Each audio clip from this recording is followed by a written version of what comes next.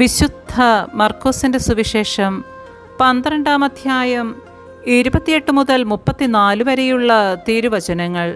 സുപ്രധാന കൽപ്പനകൾ. ഒരു നിയമജ്ഞൻ വന്ന് അവരുടെ വിവാദം കേട്ടു. അവൻ നന്നായി ഉത്തരം പറയുന്നുവെന്ന് മനസ്സിലാക്കി അവനോട് ചോദിച്ചു, എല്ലാറ്റിലും പ്രധാനമായ കൽപ്പന ഏതാണ്? യേശു പ്രതിവചിച്ചു, ഇതാണ് ഒന്നാമത്തെ കൽപ്പന. ഇസ്രായേലേ കേൾക്കുക, നമ്മുടെ ദൈവമായ കർത്താവാണ് ഏക കർത്താവ്. നീ നിന്റെ ദൈവമായ കർത്താവിനെ പൂർണ്ണ ഹൃദയത്തോടും പൂർണ്ണ ആത്മാവോടും പൂർണ്ണ മനസ്സോടും പൂർണ്ണ ശക്തിയോടും കൂടി സ്നേഹിക്കുക. രണ്ടാമത്തെ കൽപ്പന, നിന്നെപ്പോലെ തന്നെ നിന്റെ അയൽക്കാരനെയും സ്നേഹിക്കുക. ഇവയേക്കാൾ വലിയ കൽപ്പനയൊന്നുമില്ല. നിയമജ്ഞൻ പറഞ്ഞു, ഗുരു, അങ്ങ് പറഞ്ഞത് ശരി തന്നെ.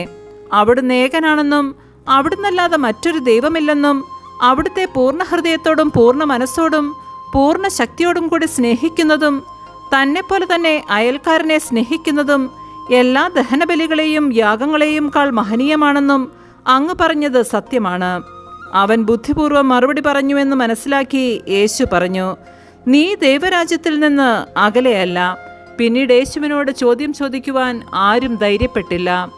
നമ്മുടെ കർത്താവായ മിശിഹായ്ക്ക് സ്തുതി.